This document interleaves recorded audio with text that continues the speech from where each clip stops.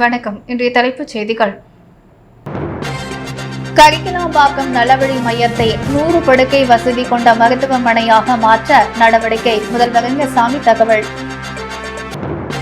புதுச்சேரியில் 40% பேர் நீரிழிவு நோயால் பாதிக்கப்பட்டிருப்பதாக மருத்துவர்கள் தகவல். காணாமல் போன 121 செல்போன்கள் மீட்டு பொதுமக்களிடம் ஒப்படைப்பு. முதுநிலை காவல் கண்காணிப்பாளர் நாகசைதன்யா பேச்சு. புதுச்சேரி கரிக்கலாம்பாக்கம் நலவழி மையத்தை 100 படுக்கை வசதி கொண்ட மருத்துவமனையாக மாற்ற நடவடிக்கை எடுக்கப்பட்டு வருவதாகவும், காசநோய் இல்லாத மாநிலமாக புதுச்சேரி மாற வேண்டும் என்று முதலமைச்சர் ரங்கசாமி தெரிவித்துள்ளார். புதுச்சேரி சுகாதாரத்துறை மற்றும் தேசிய காசநோய் ஒழிப்பு திட்டம் சார்பில் 100 நாள் காசநோய் விழிப்புணர்வு பிரச்சார துவக்க விழா கோரிமேடு ஆரம்ப சுகாதார நிலையத்தில் இன்று நடைபெற்றது. இதில் முதல்வர் ரங்கசாமி கலந்து கொண்டு காச நோயாளிகளுக்கு ஊட்டச்சத்து உணவு பொட்டலங்கள் வழங்கினர். தொடர்ந்து செவிலியர் கல்லூரி மாணவ மாணவிகள் கலந்து கொண்ட காசநோய் விழிப்புணர்வு பேரணியும் கொடியசைத்து துவக்கி வைத்தார். முன்னதாக விழாவில் பேசிய முதலமைச்சர் ரங்கசாமி, மத்திய அரசு 2025க்குள் இந்தியாவில் காசநோய் இல்லாத நிலையை உருவாக்க வேண்டும் என்று இலக்கு நிர்ணயித்துள்ளது. அதற்குள் காசநோயை ஒழிக்க அது சம்பந்தமான பிரச்சாரம் அவசியம். காசநோய் ஒரு தொற்று நோய், அது பரவுவதை தடுக்க வேண்டும். வீட்டில் யாருக்காவது காசநோய் வந்திருந்தால் அது கூட இருப்பவர்களுக்கு வராமல் தடுப்பது அவசியம். கோரிமேட்டில் காசநோய் மருத்துவமனை உள்ளது. அங்கு பலரை சேர்த்து என்ன தேவை என்று கேட்டு வாங்கி கொடுத்துள்ளேன். காசநோய்க்கு மருந்துடன் ஊட்டச்சத்து மிகுந்த உணவு மிகவும் முக்கியம். தற்பொழுது காச நோயாளிகளுக்கு ஊட்டச்சத்து உணவுடன் ரூபாய் 1000 கொடுக்கிறோம். காசநோய் வந்தால் உடல் மெலிந்து இரும்பிக் கொண்டே இருப்பார்கள். முன்பு அதிகமானோருக்கு காசநோய் இருந்தது. ஆனால் மருத்துவ வசதி அதிகரிப்பால் காசநோய் பாதிப்பு குறைந்துள்ளது. இந்தியாவில் 25 லட்சம் பேருக்கு காசநோய் இருப்பதாக கூறப்படுகிறது. புதுச்சேரியில் வருடத்திற்கு 1500 பேருக்கு காசநோய் உள்ளது. இது மிகவும் குறைவுதான். இதற்காக மத்திய அரசு நமக்கு சான்றிதழ் கொடுத்துள்ளது. இருப்பினும் சிறிய மாநிலமான புதுச்சேரியில் காசநோய் இல்லாத நிலையை உருவாக்க வேண்டும். காசநோய் பரவாமல் தடுப்பதற்கான வழிமுறைகளை நாம் கையாள வேண்டும் என்றார். கிராமத்திலிருந்து அரசு மருத்துவமனைக்கு சிகிச்சைக்கு வருவோம் அதிகமாக உள்ளன. எனவே பாகூர், மடுக்குறை, நெட்டப்பாக்கம் ஆகிய பகுதிகளை சேர்ந்த மக்களுக்காக கிராமப்புறத்தில் அனைத்து வசதிகளுடன் ஒரு மருத்துவமனை துவக்கப்படும் என்றும் சட்டசபையில் அறிவித்திருந்தேன். அதன்படி கரிக்கலாம்பாக்கத்தில் உள்ள சமுதாய நலவழி மையத்தை தேர்வு செய்த 100 படுக்கை வசதி கொண்ட பொது மருத்துவமனையாக மாற்ற உள்ளோம். முதலில் கட்டிடங்களையும் கட்ட உள்ளோம். இந்த மருத்துவமனைக்கு தேவையான மருத்துவ கருவிகளை ஒவ்வொரு ஆண்டு வாங்கலாம் என்று திட்டமிட்டுள்ளோம். இதன் மூலம் அரசு பொது மருத்துவமனைக்கு வருவோர் எண்ணிக்கை குறையும் என பேசினார்.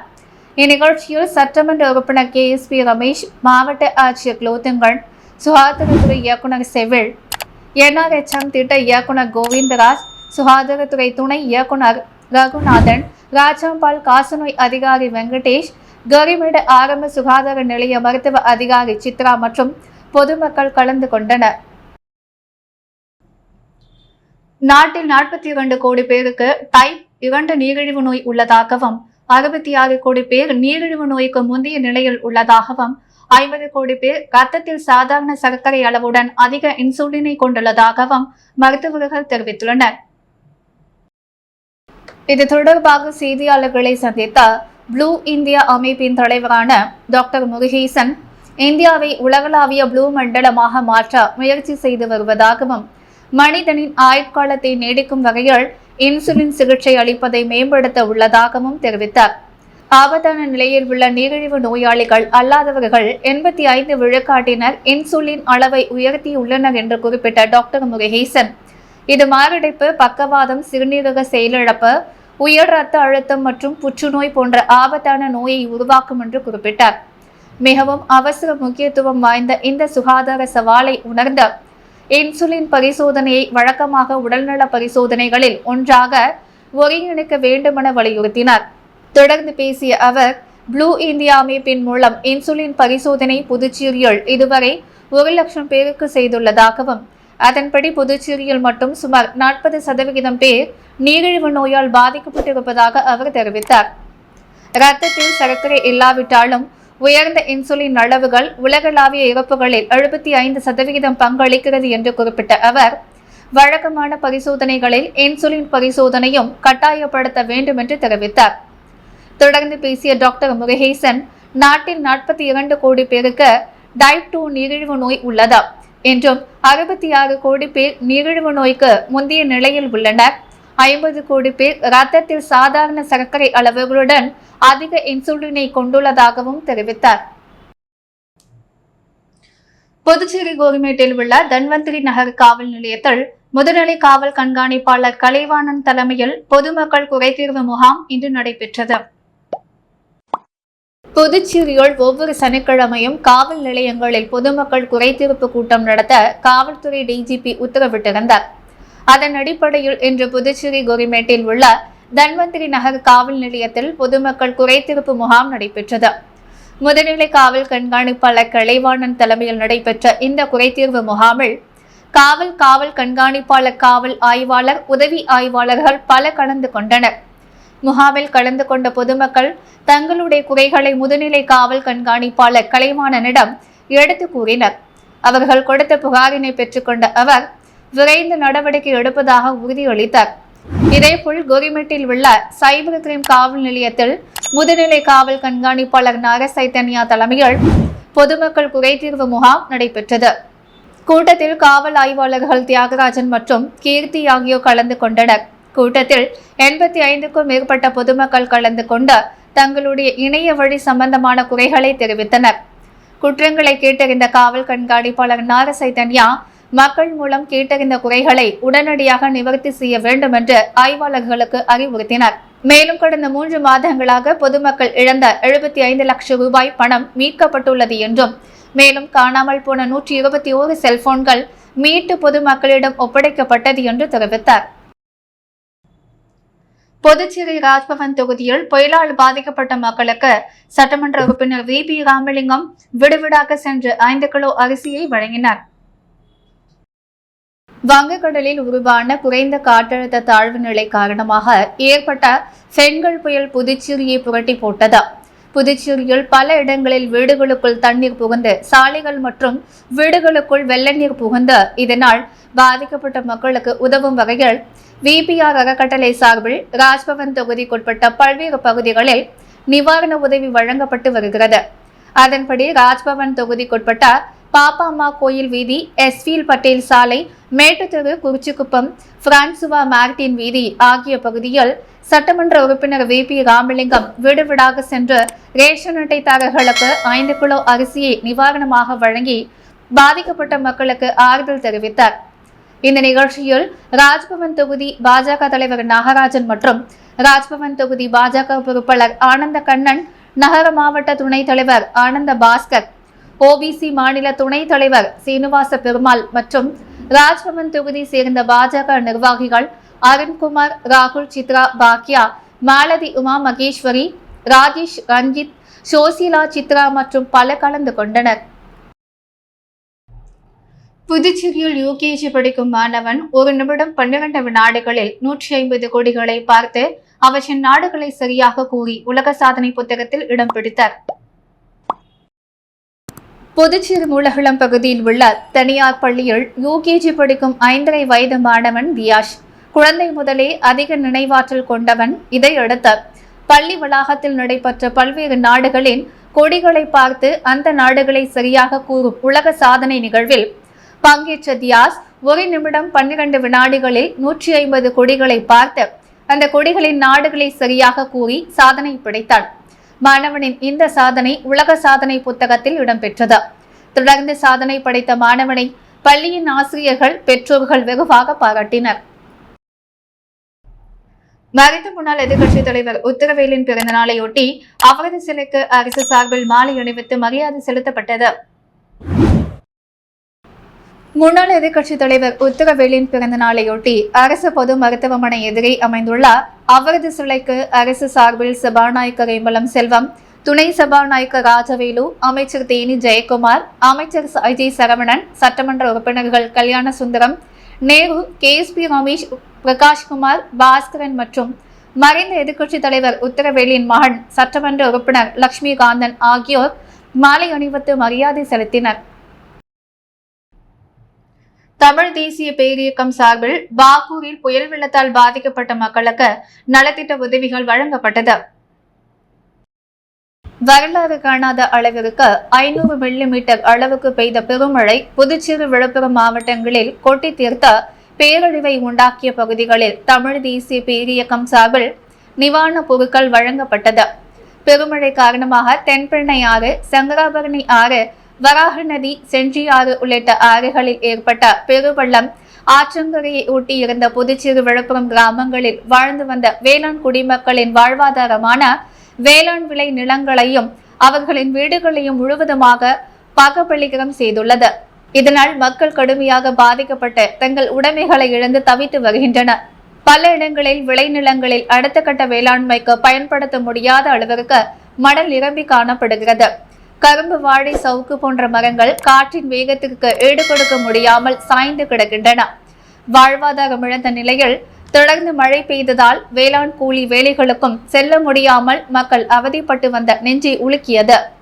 இந்நிலையில் தமிழ் தேசிய பேரியக்கத்தின் புதுச்சேரி கிளை முன்னெடுப்பில் சென்னை, திருச்சி உள்ளிட்ட பல்வேறு பகுதி தோழர்களின் பங்களிப்போடு துயர் துடைப்பு பணிக்கான நிதி திரட்டப்பட்டு 2000 கிலோ அரிசி வாங்கப்பட்டு அவை பாதிக்கப்பட்ட மக்களுக்கு நேரில் சென்று வழங்கப்பட்டன. இன்று புதுச்சேரி பாகூர் வட்டம் தென்பெண்ணை ஆற்றங்கரையில் அமைந்துள்ள கோமந்தன் மேட, மேல்பரிக்கலப்பட்ட, இருளர் காலனி ஆகிய பகுதிகளில் ஒவ்வொரு குடும்பத்தினருக்கும் 4 கிலோ அரிசி வழங்கப்பட்டது.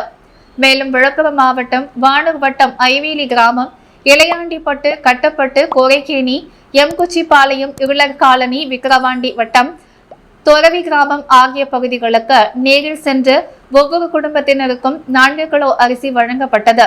தமிழ் தேசிய பேரியக்க துணை பொதுச் செயலாளர் அருணபாரதி, புதுச்சேரி செயலாளர் வேலுசாமி, செயலாளர் குமார், பாகூர் செயலாளர் அன்பு நிலவன், மோகன்தாசு, மணிசங்கர், சக்தி, ராம்ஜி உள்ளிட்டோர் இப்பொருட்களை மக்களிடம் வழங்கினர். தொரவி பகுதியில் பிரெஞ்சு வாய்க்கால் மேட்டில் குடியிருந்த வீடுகளை இழந்த தொரவி ஊராட்சி ஒன்றிய நடுநிலைப்பள்ளி நிவாரண முகாமில் தங்க வைக்கப்பட்டிருந்த மக்களுக்கும் துயர் துடைப்பு பொருட்கள் நேரில் வழங்கப்பட்டது. பாகூர் இளைஞர்கள் அதியமான், அசோக், தக்ஷணாமூர்த்தி ஆகியோர் புதுச்சேரி பகுதிகளிலும், விழுப்புரம் மாவட்டத்தில் இளையாண்டிப்பட்டு கிராமத்தில் ஊராட்சி மன்ற துணைத் தலைவர் மகேஷ், கோரைக்கேணி கிராமத்தில் அசோகன், கட்டப்பட்டு கிராமத்தில் ராமு, தொரவி கிராமத்தில் கிளை செயலாளர் முருகன், ஊராட்சி மன்ற தலைவர் மைக்கேல் ஆகியோரும் முன்னிலை வகித்தனர். புதுச்சேரி அரசும் தமிழ்நாடு அரசும் இந்திய அரசிடம் போராடி அதிக நிதியை பெற்று பாதிக்கப்பட்ட வேளாண் நிலங்களுக்கும் பாதிக்கப்பட்ட வீடுகளுக்கும் பாதிக்கப்பட்ட மக்களுக்கும் உரிய அளவில் நிவாரணம் வழங்க வேண்டும். அப்பொழுதுதான் அந்த மக்கள் இயல்பு வாழ்க்கைக்கு திரும்ப முடியும் என்பதை தமிழ் தேசிய பேரியக்கம் சார்பில் வலியுறுத்தினர். இந்திய அரசு தமிழ் மக்களை இதற்கு முன்பு நடத்த பேரிடர்களில் வஞ்சித்தது போல வஞ்சிக்காமல் இந்த பேரழிவில் தமிழ் மக்களுக்கு உரிய நிதி ஒதுக்க வேண்டும் என்று கேட்டுக்கொண்டார். பாபர் மசூதி இடிப்பை கண்டித்து புதுச்சேரி அண்ணா சிலை அருகே SDPI கட்சி சார்பில் கண்டன ஆர்ப்பாட்டம் நடைபெற்றது. புதுச்சேரி மாநில SDPI கட்சியின் சார்பாக புதுச்சேரி அண்ணா சிலை பழைய பேருந்து நிலையம் அருகில் பாபர் மசூதி தகர்ப்பை கண்டிக்கும் விதமாக பாசிச எதிர்ப்பு நாள் என்ற தலைப்பில் தேசிய தழுவிய ஆர்ப்பாட்டத்தின் ஒரு பகுதியாக புதுச்சேரி மாநில SDPI கட்சியின் கிழக்கு மாவட்டம் சார்பாக மாபெரும் மக்கள் திரள் ஆர்ப்பாட்டம், மத்திய மாநில அரசுகள் வழிபாட்டு தலங்கள் சட்டத்தை அமல்படுத்த வலியுறுத்தியும் விதமாக நடைபெற்றது. புதுச்சேரி மாநில கிழக்கு மாவட்டம் சார்பாக நடைபெற்ற ஆர்ப்பாட்டத்தில் கிழக்கு மாவட்ட தலைவர் ஷாஜகான் தலைமை தாங்கினார். ஆர்ப்பாட்டத்தில் தமிழ்நாடு மாநில SDPI கட்சியின் மாநில செயலாளர் ஹமீத் புரோச், புதுச்சேரி மாநில SDPI கட்சியின் தலைவர் வழக்கறிஞர் பர்ஹத்துல்லா ஆகியோர் கண்டன உரை ஆற்றினர். மேலும் நிகழ்ச்சியில் சிறப்பு அழைப்பாளர்களாக தோழமை அமைப்புகளைச் சார்ந்த VCK துணை பொதுச் செயலாளர் பாவாணன், மீனவர் விடுதலை வேங்கைகள் நிறுவனர் மங்கையர் செல்வன், மனித உரிமைகள் மற்றும் நுகர்வோர் பாதுகாப்பு இயக்கம் முருகானந்தம், புதுச்சேரி மாணவர் கூட்டமைப்பு சீசு சுவாமிநாதன், பெரியார் சிந்தனை இயக்கம் தீனா, நகர தலித் மக்கள் பாதுகாப்பு இயக்கம் மாநில தலைவர் பிரகாஷ், WIM மாநில தலைவி ஹைரானா பேகம், மாவட்ட தலைவர் நசீரா பேகம் ஆகியோர் கலந்து கொண்டு கண்டனங்களை பதிவு செய்தனர். முன்னதாக கிழக்கு மாவட்ட பொதுச் செயலாளர் சரத் பாஷா வரவேற்புரை ஆற்றினார். மேலும் புதுச்சேரி மாநிலம் SDPI கட்சியின் மாநில துணைத் தலைவர் ஹனிபா, மாநில பொருளாளர் முகமது காசிம், மாநில செயலாளர் ரபிக் மன்சூர், புதுச்சேரி மாநில SDPI கட்சியின் தலைமை பேச்சாளர் புதுவை அப்துல்லா மற்றும் மேற்கு மாவட்ட தலைவர் பாரூக், பொதுச் செயலாளர் முகமது இலியாஸ் ஆகியோர் முன்னிலை வகித்தனர். நிகழ்ச்சியின் நிறைவாக நெல்லித்தோப்பு தொகுதி துணைத் தலைவர் ஜோசப் மரியதாஸ் நன்றி உரை கூறினார். இதில் ஏராளமான SDPI கட்சி நிர்வாகிகள் மற்றும் உறுப்பினர்கள் பெருந்திரளாக கலந்து கொண்டு கண்டன கோஷங்கள் எழுப்பினர். மங்களம் தொகுதிக்குட்பட்ட சிவகந்தகம் ஆரியபாளையம் பகுதியில் செங்கல் புயல் காரணமாக பாதிக்கப்பட்ட குடும்பங்களுக்கு காங்கிரஸ் கட்சி சார்பில் நலத்திட்ட உதவிகள் வழங்கப்பட்டது. புதுச்சேரியில் கடந்த சில நாட்களுக்கு முன்பு பெய்த கனமழை மற்றும் செங்கல் புயல் காரணமாக மங்களம் தொகுதிக்குட்பட்ட சிவகந்தகம் மற்றும் ஆரியபாளையம் பகுதிகளில் வெள்ளத்தால் பாதிக்கப்பட்ட குடும்பங்களுக்கு காங்கிரஸ் கட்சியின் மாநில செயலாளரும் மங்களம் தொகுதி பொறுப்பாளருமான ரகுபதி தலைமையில் நலத்திட்ட உதவிகள் வழங்கப்பட்டது. இதில் மாநில காங்கிரஸ் தலைவரும் பாராளுமன்ற உறுப்பினருமான வைத்திலிங்கம், முன்னாள் முதலமைச்சர் நாராயணசாமி ஆகியோர் முன்னிலையில் பாதிக்கப்பட்ட குடும்பங்களுக்கு போர்வை, உடைமைகள் உள்ளிட்ட நலத்திட்ட உதவிகள் வழங்கப்பட்டது. மேலும் இந்நிகழ்ச்சியில் மாநில செயலாளர் செந்தில்குமார், வடக்கு மாவட்ட செயலாளர் பாபு, மாநில இளைஞரணி பொதுச் செயலாளர் பிரதீப், மாநில இளைஞரணி செயலாளர் ராஜேஷ், வட்டார காங்கிரஸ் தலைவர் வீரமுத்து, விநாயகர் முதலியார் சிறப்பு உழைப்பாளர் செல்வராஜ், ராஜீவ்காந்தி பேரவை மாநில செயலாளர் சீனு, இளைஞர் காங்கிரஸ் மாவட்ட தலைவர் அஷ்ரப் அலி, மாவட்ட செயலாளர் தமிழரசன் உள்ளிட்ட நிர்வாகிகள் பலர் இந்நிகழ்ச்சியில் கலந்து கொண்டனர். புயல் மழையால் பாதிக்கப்பட்ட மாணவ மாணவிகளுக்கு கல்வி சார்ந்த உபகரணங்களை வழக்கறிஞர் ஐயப்பன் வழங்கினார். புதுச்சேரியில் கடந்த சில தினங்களுக்கு செங்கல் புயல் மற்றும் அதனைத் தொடர்ந்து ஏற்பட்ட கனமழை வெள்ளப்பெருக்கில் பெரும் சேதம் ஏற்பட்டது. இதில் விழுப்புரம் மாவட்டம் கோலியனூர் சமத்துவபுரத்தில் வெள்ளப்பெருக்கு ஏற்பட்டதால் வீடு, புத்தகங்கள் மற்றும் கல்வி சார்ந்த உபகரணங்களை சேதமடைந்தது. இதையடுத்து வழக்கறிஞர் ஐயப்பனை மாணவர்கள் தொடர்பு கொண்டு உதவி கேட்டனர். உடனே வழக்கறிஞர் ஐயப்பன் மாணவர்களுக்கு தேவையான கல்வி சார்ந்த உபகரணங்களை வழங்கி மாணவர்களை நன்கு படித்து நாட்டின் உயரிய பதவிக்கு வருமாறு வாழ்த்துக்களை தெரிவித்தார். அரசு செயலர்கள் காலம் கடத்தாமல் மக்களுக்கு சேவையாற்றினால்தான் புதுச்சேரி மாநிலத்தை வளர்ச்சி நோக்கி கொண்டு வர முடியும் என புதுச்சேரி முதலமைச்சர் ரங்கசாமி தெரிவித்துள்ளார். டெல்லியில் உள்ள கர்மயோகி பாரத் திறன் மேம்பாட்டு ஆணையமும் புதுச்சேரி அரசு நிர்வாக சீர்திருத்த துறையும் இணைந்த புரிந்துணர்வு ஒப்பந்தத்தில் ஆளுநர் கைலாசநாதன், முதலமைச்சர் ரங்கசாமி முன்னிலையில் கையெழுத்திட்டனர். நிகழ்ச்சியில் சபாநாயகர் செல்வம், தலைமை செயலர் சரத் சௌகான், அரசு செயலர், துறை இயக்குநர்கள் உள்ளிட்ட அரசு அதிகாரிகள் பங்கேற்றனர். முன்னதாக நிகழ்ச்சியில் பேசிய முதலமைச்சர் ரங்கசாமி, அரசு அனுப்பும் கோப்பிற்கு ஓரிடத்தில் முடியும் என்று சொல்லிவிட்டு மறு இடத்தில் வேறு கேள்வியை செயலர்கள் எழுப்பினால் எப்படி விரைவாக திட்டங்களை செய்ய முடியும் என கேள்வி எழுப்பிய அவர், 15 ஆண்டுகளாகியும் ஒரு பள்ளிக்கூடத்தை கட்ட முடியவில்லை என்று தெரிவித்தார். மேலும் புதுச்சேரி சுற்றுலாவை மேம்படுத்த வளர்ச்சிக்காக செய்யும் திட்டத்தை 4 ஆண்டுகளாகியும் இதுவரை செய்ய முடியவில்லை என்றும், நிர்வாக நிலையில் வெவ்வேறு எண்ணத்தில் கோப்புகள் செல்கிறது என்றார். தொடர்ந்து பேசிய அவர், ஒரு திட்டத்தை கொண்டு வர 1 ஆண்டுகள் ஆகலாம், ஆனால் 5 ஆண்டுகளுக்கு மேல் ஆகிறது. எனவே சங்கடங்கள் இல்லாமல் உடனடியாக திட்டங்களை செயல்படுத்த வேண்டும் என்று வலியுறுத்திய அவர், காலம் கடத்தாமல் மக்களுக்கு சேவையாற்றினால்தான் மாநிலத்தை நல்ல வளர்ச்சியை நோக்கி கொண்டு வர முடியும் என்று தெரிவித்தார். இடையார்பாளையத்தில் சேதமடைந்த ஆற்றுப்பாலம் 2 தினங்களுக்குள் சீர் செய்யப்பட்ட முதற்கட்டமாக பேருந்து போக்குவரத்து, இலகு ரக வாகனங்கள் மற்றும் இருசக்கர வாகனங்கள் செல்ல அனுமதிக்கப்பட்டுள்ளன. செங்கல் புயல் மற்றும் ஆற்றில் ஏற்பட்ட வெள்ளப்பெருக்கினால் புதுச்சேரி கடலூர் சாலை இடையார்பாளையம் அருகே உள்ள பாலம் 2 தினங்களுக்கு முன்பு சேதமடைந்தது. இதனால் அவ்வழியில் செல்லும் வாகனங்கள் அனைத்தும் தடை செய்து பொது போக்குவரத்து நிறுத்தப்பட்டது. முதல்வர் மற்றும் அமைச்சர்கள், பொதுப்பணித்துறை உயர் அதிகாரிகள் இதனை உடனடியாக ஆய்வு செய்து பழுதடைந்த பாலத்தை 2 நாட்களில் போர்க்கால அடிப்படையில் சீர் செய்தார். இன்று முதல் பொதுமக்கள் போக்குவரத்திற்கு சட்டப்பேரவை தலைவர் ஏம்பலம் செல்வம் திறந்து வைத்தார். முதற்கட்டமாக பேருந்து போக்குவரத்து, இலகு ரக வாகனங்கள் மற்றும் இருசக்கர வாகனங்கள் அனுமதிக்கப்படுகிறது.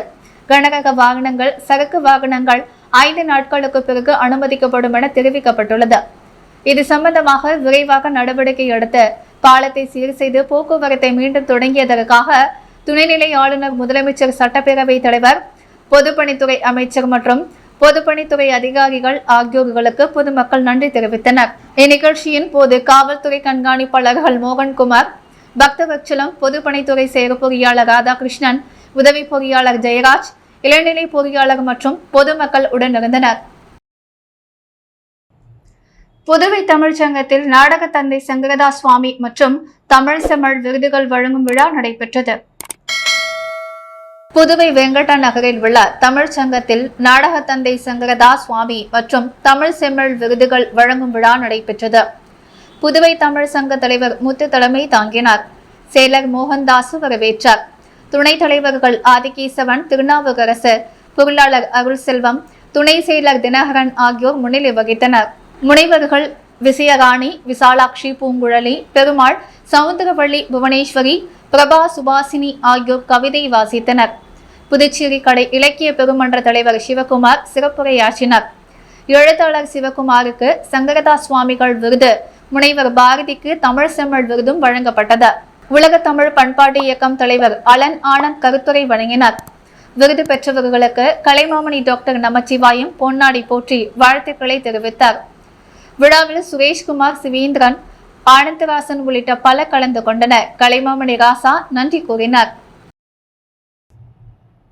புதுவை தமிழ் சான்றோர் பேரவை சார்பில் உவமை கவிஞர் சுரதாவின் 104ஆம் ஆண்டு அகவை திருநாளையொட்டி நடைபெற்ற நூல் வெளியீட்டு விழாவில் சபாநாயகர் செல்வம் கலந்து கொண்டு விருதுகளை வழங்கினார். புதுவை தமிழ் சான்றோர் பேரவை சார்பில் உவமை கவிஞர் சுரதாவின் 104ஆம் ஆண்டு அகவை திருநாளை ஒட்டி சொல்வேந்தர் சுரதா 100 நாள் வெளியீட்டு விழா மற்றும் பாவரங்கு விருது வழங்கும் விழா லாஸ்பேட்டையில் உள்ள புதுவை மொழியியல் பண்பாட்டு ஆராய்ச்சி நிறுவனத்தின் தொல்காப்பியர் அரங்கில் நடைபெற்றது. விழாவிற்கு புதுவை தமிழ் சான்றோர் பேரவையின் நிறுவன கலைமாமணி முனைவர் நெய்தல் நாடான் தலைமை தாங்கினார். தமிழ் செல்வ ராசா, குழந்தை வேலனார் மற்றும் கருணாகரன், கவிமாமணி சிந்தை வாசன், தமிழ் மாமணி பூங்குடி, பரங்குசம், செந்தமிழ் தொண்டர் சபரி, பத்மநாபன் ஆகியோர் முன்னிலை வகித்தனர். கவிச்சூட குமரவேல் வரவேற்பு ஆற்ற கலை பண்பாட்டுத்துறை இயக்குநர் களியபெருமாள் விழாவை தொடங்கி வைத்து சிறப்புரையாற்றினார். தொடர்ந்து சிறப்பு அழைப்பாளராக சட்டப்பேரவை தலைவர் செல்வம் கலந்து கொண்டு நூலினை வெளியிட்டு விருதுகளை வழங்கி சிறப்புரையாற்றினார். முதல் நூலை பெற்று சுரதா கல்லாடன் சிறப்புரை ஆற்றினார்.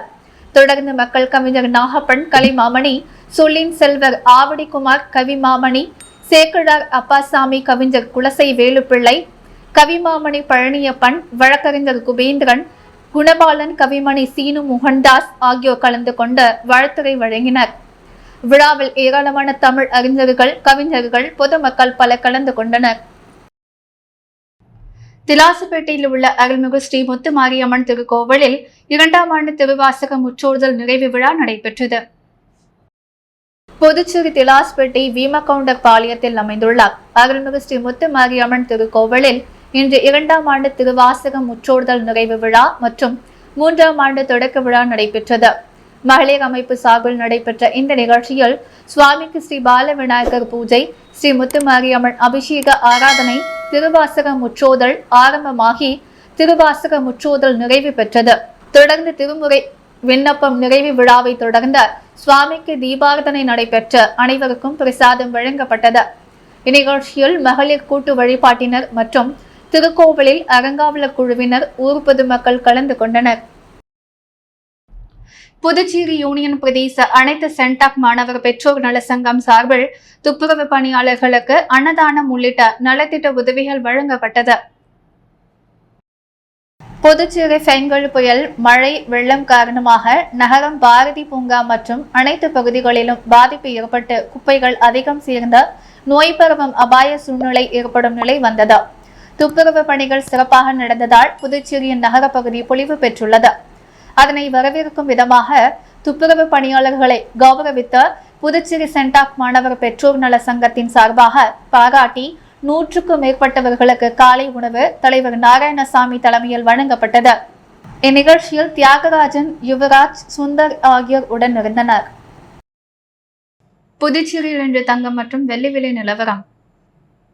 முத்து கோல்ட் ஹவுஸ் வழங்கும் இன்றைய தங்கம் மற்றும் வெள்ளி விலை நிலவரம். தங்கம் 1 கிராம் 7115 ரூபாய். வெள்ளி 1 கிராம் 97 ரூபாய். மீண்டும் இன்றைய முக்கிய செய்திகள். கரிக்கலாம்பாக்கம் நலவழி மையத்தை 100 படுக்கை வசதி கொண்ட மருத்துவமனையாக மாற்ற நடவடிக்கை, முதல்வர் ரங்கசாமி தகவல். புதுச்சேரியில் 40% பேர் நீரிழிவு நோயால் பாதிக்கப்பட்டிருப்பதாக மருத்துவர்கள் தகவல். காணாமல் போன 121 செல்போன்கள் மீட்டு பொதுமக்களிடம் ஒப்படைப்பு, முதுநிலை காவல் கண்காணிப்பாளர் நாகசைதன்யா பேச்சு. புதுச்சேரி சுற்றுலாவை மேம்படுத்த வளர்ச்சிக்காக செய்யும் திட்டத்தை 4 ஆண்டுகளாகியும் இதுவரை செய்ய முடியவில்லை, முதல்வர் ரங்கசாமி வருத்தம்.